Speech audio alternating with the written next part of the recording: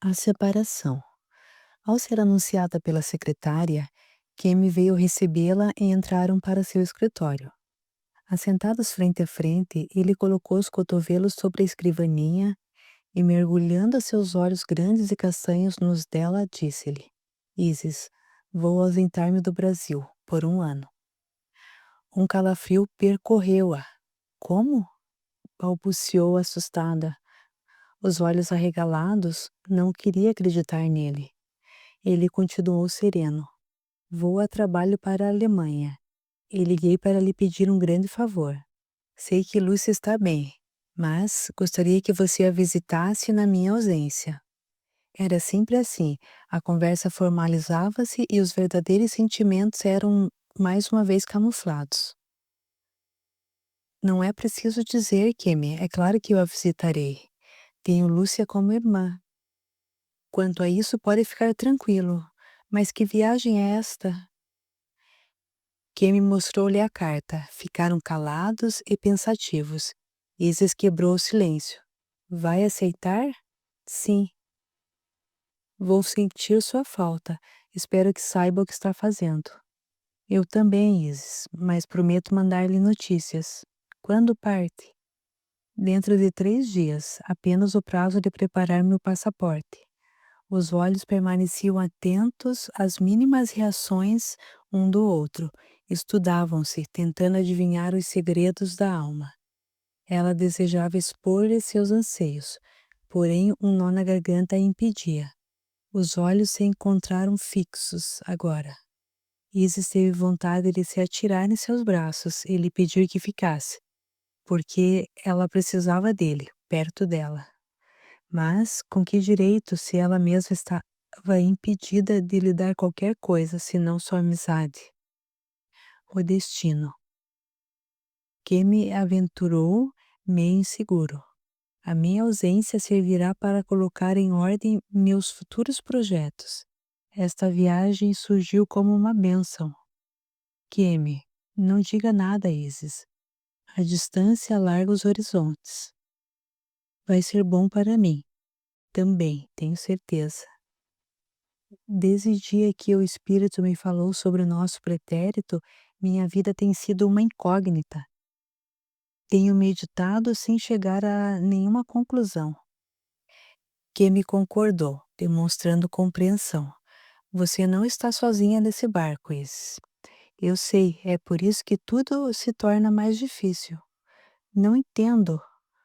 Um dia você entenderá como é viver entre a razão e o coração.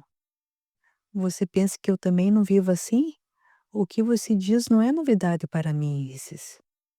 Desculpe-me, eu sei que é capaz de compreender apesar de muito jovem. Você se engana, eu sou velho demais para minha pouca idade, sinto-me deslocado no mundo. Desabafou, sentindo na alma a vontade de lhe declarar seu amor, mas receava complicar as coisas. Entre eles erguia-se a barreira intransponível de seu matrimônio. Kemi, não quero vê-lo sofrendo. Isis erguera-se no intuito de se aproximar e consolá-lo. Agora, ali tão perto e trêmulos, os dois estavam para se atirarem um nos braços do outro, quando o telefone tilintou. E no coração deles soou também a realidade. O enlevo perigoso fora interrompido e relembradas as obrigações. Era assim, suas conversas sempre terminavam em nada, e quando se separavam, sobrevinha o vazio. Na verdade, a viagem inesperada de Kemi abalou-os mais do que supunham. O relacionamento tornava-se demasiado íntimo e perigoso, mesmo sem terem feito uma declaração de seus verdadeiros anseios. O êxtase afetivo poderia desviá-los do verdadeiro propósito de suas vidas. O destino lhes proporcionava uma trégua, livrando-os de possíveis deslizes. O ditado popular: longe dos olhos, longe do coração. Quem sabe surtir esse efeito para eles? Tentativas oportunas. A ausência dele era sua grande chance de voltar para dentro do lar, aos braços do marido e do filho. Hei de resistir, esquecer este amor e encontrar minha paz. Decidida como nunca a reconstruir seu lar desventurado e alcançar a suposta serenidade. Isis pensava que, renunciando a ele, deixava-o igualmente livre para seguir seu destino com outra mulher e ser feliz. Recorreu à oração e implorou forças para resistir. Era um desafio. Trabalhava em seus tapetes, guiada por uma motivação superior, encontrar tranquilidade, consciente de que tudo gira em torno da vontade. Procurava Kemi pela imperiosa necessidade de compartilhar com ele sua vida, mas não pretendia violar os laços matrimoniais e se comprometer com a lei de causa e efeito. Era a última coisa que desejava para si, pois conhecia o sabor amargo da traição. Certa vez, inesperadamente, encontrou o marido abraçado com a secretária. Abalada, prometeu que jamais lhe daria como resposta a mesma atitude. Embora houvesse perdoado o esposo, no fundo desprezava sua fraqueza. Superaram aquela crise conjugal. Ele mudou de conduta, mas seu coração ficara magoado. Recordou-se dos ensinamentos de Jesus sobre a mulher adúltera. Vá e não peques mais. Esses episódios a mantiveram alerta quanto ao procedimento do esposo no futuro. Amélia aconselhou-a amorosamente para não guardar mágoa e nem desconfianças. Finalmente o equilíbrio voltou ao lar e o tempo cuidou do esquecimento. Agora era ela quem corria em erro. Desde que a figura atlética de Kemi surgiu, seu modo de sentir e ver a vida mudou. A viagem. Desejando esquecer aquele sonho impossível e favorecida pela distância, Isis procurou sinceramente melhorar a sua convivência no lar. Aproximou-se do esposo na expectativa de um diálogo. Enon, você não acha que precisamos de umas férias? Ele voltou-se meio surpreso, concordando com a ideia. Talvez, nas férias de julho. Uns 15 dias na fazenda do Ney. Que acha? É uma excelente escolha, exclamou Isis satisfeita. O campo nos fará bem. Ney tem nos convidado sempre. Será bom para Gesiel. Vamos avisá-los, então? Gesiel ouviu o diálogo dos pais e participou da conversa, animado. Nossa, mãe, vamos mesmo? Vamos sim, filho. A decisão foi instantânea. Faltavam apenas algumas semanas para encerrarem as aulas e a expectativa do passeio aumentava. Isis cercava o marido de carinho, desfazendo aquele período de alheamento provocado por seus devaneios. O lar tornara-se mais aconchegante. E não conversava pouco, mas cultivava pela esposa um amor terno, a seu modo, embora parecesse frio e indiferente. Finalmente chegou o dia de viagem para a fazenda. Isis foi despedir-se de Amélia. Que pena, Isis. Dório chegará na outra semana. Mas ele ficará com você uns dias, não? Espero que sim. Então nos veremos. Boa viagem. Nossa viagem será breve. Alegra-me vê-la tão feliz e disposta. Esse passeio nos fará bem, tenho certeza. O campo é um refrigério para a alma, disse Amélia, incentivando-a a meditar em meio à natureza. Adeus, minha querida. Diga a Dório que o verei. Está bem. Deus o acompanhe, minha filha. A amiga tinha certeza de que o passeio lhe faria grande bem. Kemi e o tapete. É nos momentos mais difíceis que a providência divina se faz presente. A viagem de Kemi e aquele passeio ao campo surgiram como um lenitivo para seus espíritos. Os amigos espirituais acompanhavam atentos seus tutelados, intuindo-os. Kemi sofria, mas acautelava-se perante as leis divinas. Não cobiçar a mulher do próximo. Bastava a lembrança desse mandamento para se sentir criminoso. Às vezes não resistia e rebelava-se contra seu destino. Ao dormir, procurava-a em sonhos. Rogava a Jesus não a deixasse viver sem ela, contradizendo-se. Orion intervinha, compadecido da situação do pupilo, procurando confortá-lo. Kemi era um elemento importante e Isis a peça fundamental, a chave de toda aquela engrenagem, o combustível que ele necessitava para desenvolver os fundamentos religiosos de sua existência. A aproximação de ambos não se dera por mero acaso. Contrariando seu progresso, surgiu o plano involuído, aproveitando suas fraquezas e alimentando seus sonhos, para que não lograssem o êxito devido. O transe. Numa manhã de domingo, Kemi caminhava distraidamente e viu-se atraído por uma rua animada, onde se vendiam antiguidades exóticas. Deparou-se com uma exposição de tapetes persas, onde a arte oriental mostrava toda a sua exuberância. A galeria era imensa e viu-se deslumbrado em meio àqueles tapetes. Meio zonzo, examinava-os, atento aos detalhes. Seus dedos tocavam as peças, analisando a perfeição das estampas em ricas combinações de cores. Ali estava o mundo oriental, exótico e misterioso. Atraído pelos tapetes, seu pensamento recuou ao infinito do tempo.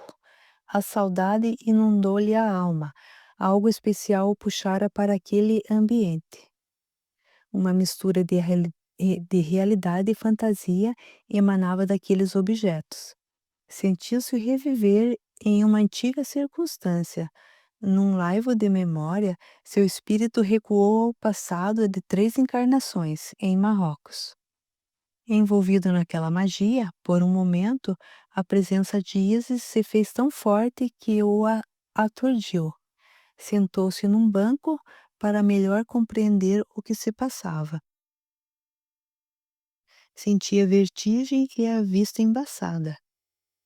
Em vão, procurou sintonizar com seu espaço físico. Motivado pelos objetos, ele se viu projetado a uma situação que os séculos deixaram adormecida no arquivo de sua memória.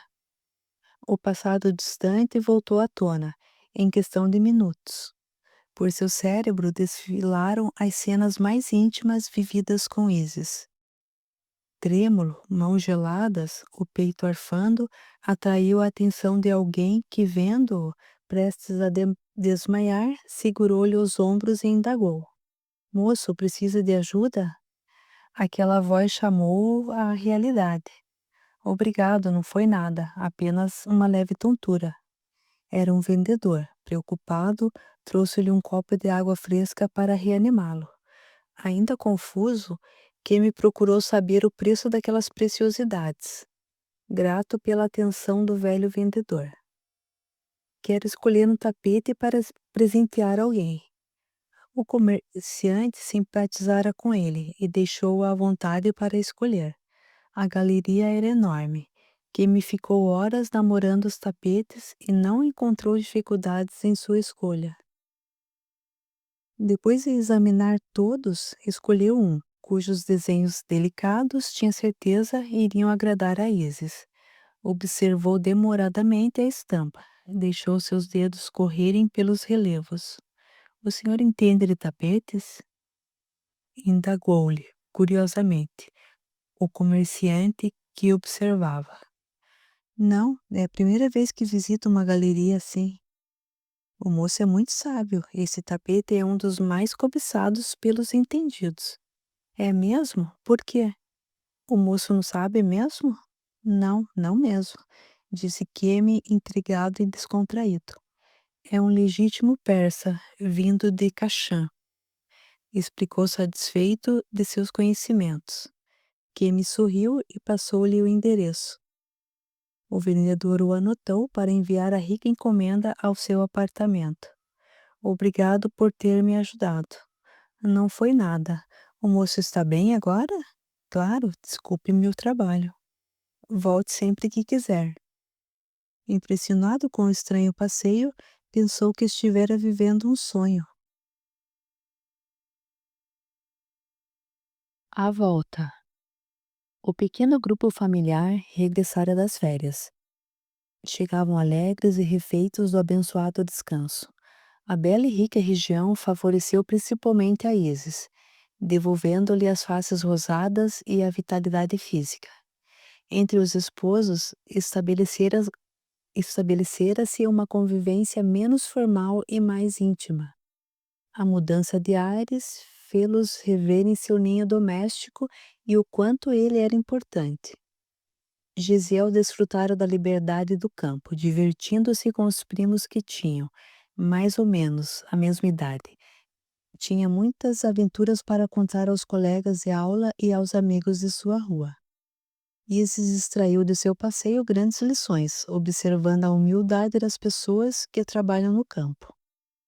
Tudo na fazenda a encantara, desde o germinar das sementes, o gado, o mato, era uma dádiva do céu.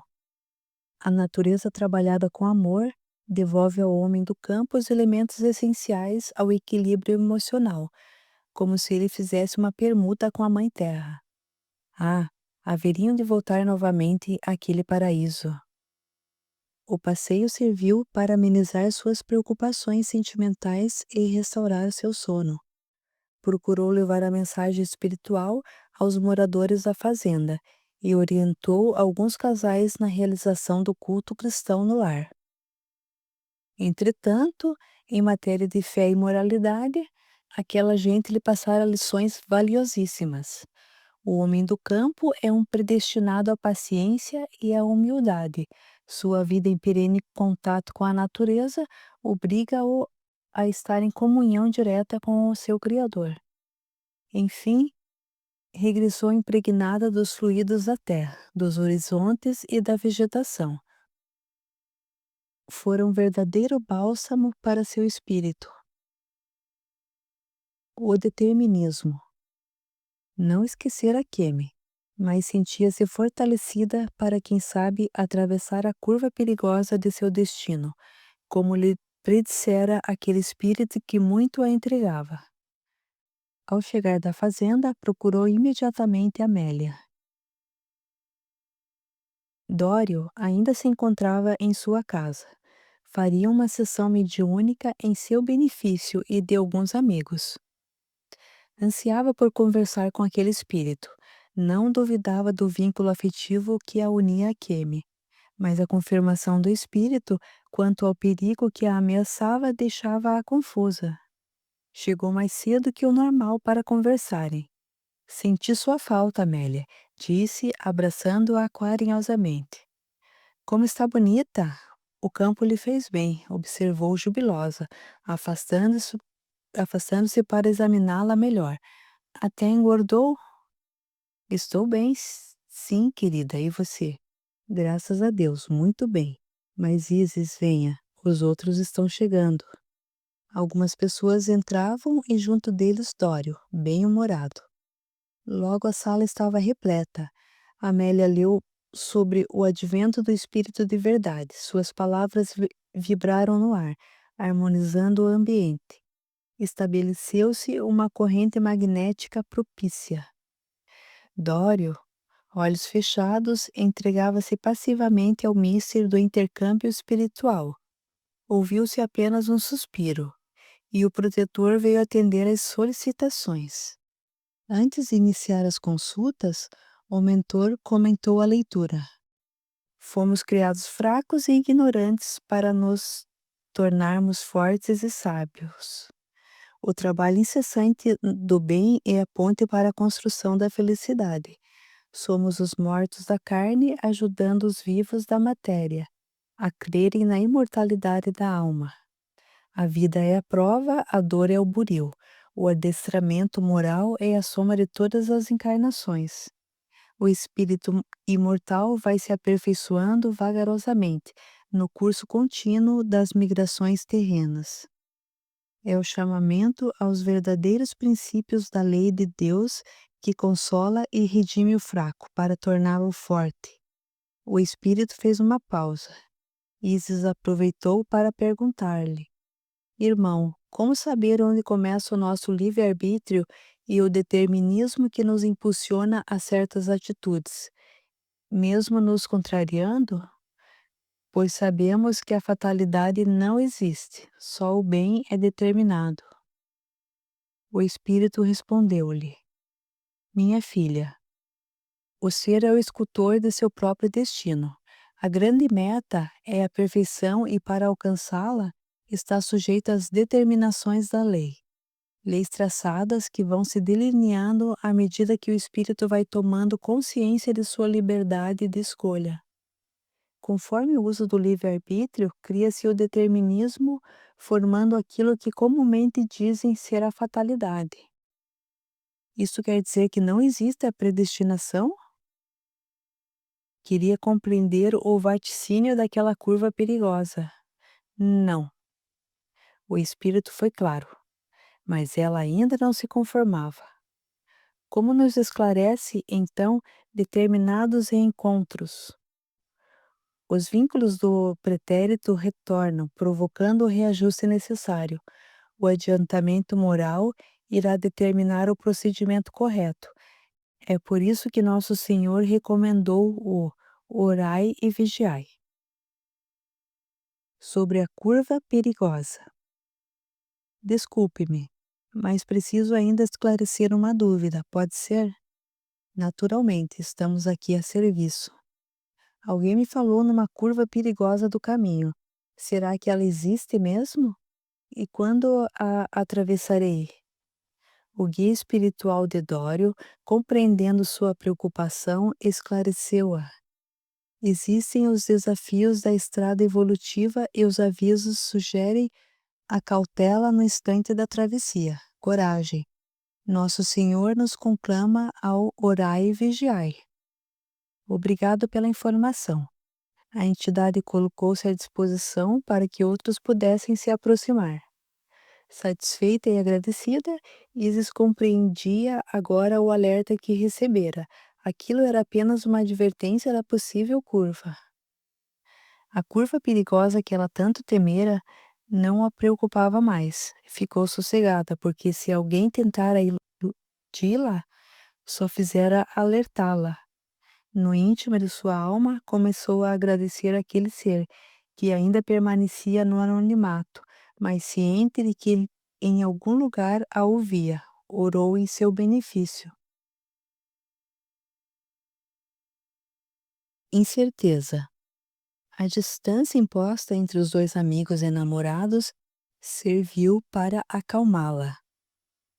Mas com Kemi o mesmo não acontecia. Ele acalentava a esperança de um dia concretizar seus anseios. Seu amor crescia e temia voltar ao Brasil. Não sabia qual era o pior, viver longe dela ou estar a seu lado, sem tê-la. Na tentativa de fugir àquele amor, procurou interessar-se por outras mulheres. Tudo inútil. Continuava totalmente enfeitiçado pela mulher de seus sonhos. Seria isto amor?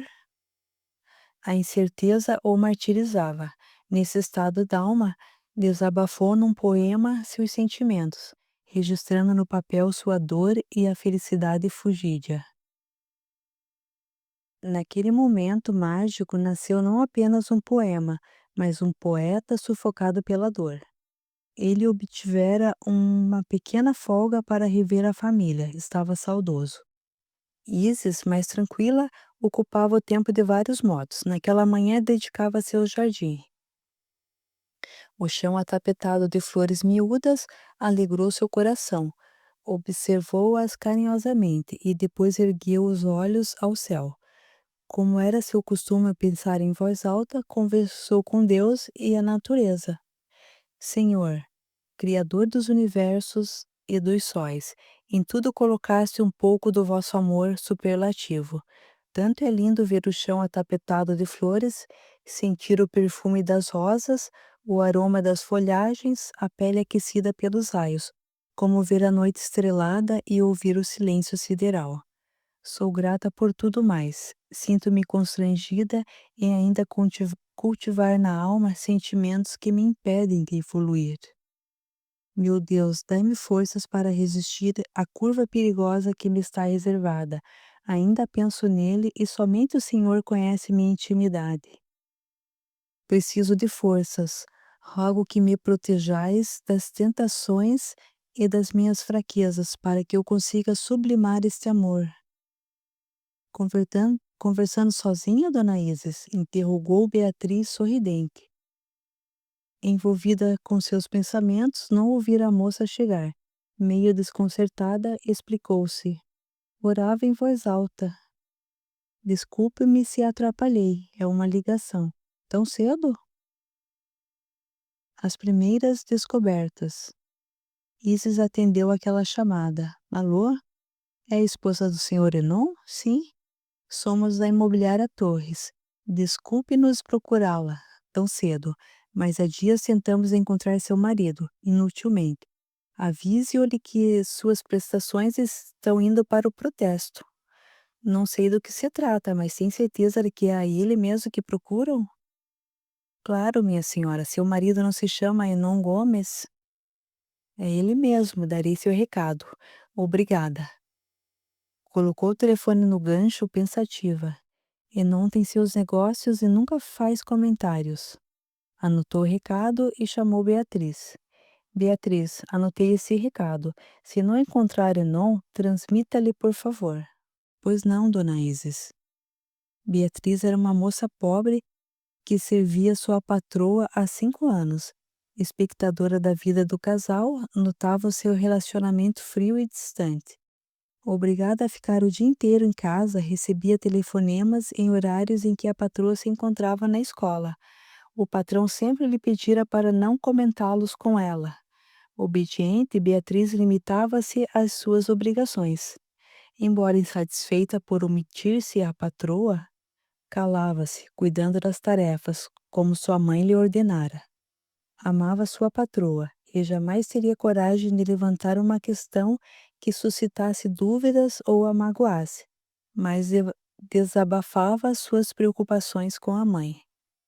Isis já havia saído quando Beatriz transmitiu-lhe o recado. Senhor Enon, dona Isis anotou esse telefonema. O homem ficou pálido, disfarçou, chamou a moça e disse: Beatriz, se dona Isis lhe perguntar alguma coisa sobre aqueles outros telefonemas que você recebe, quando não estou, cale-se. Sim, senhor. Ela é muito preocupada e é melhor que não o saiba, certo? Beatriz recordou-se das advertências maternas. Minha filha, somos pobres e precisamos do trabalho. Cada qual tem sua vida, cuide de suas obrigações com cuidado. Todo casal tem problemas.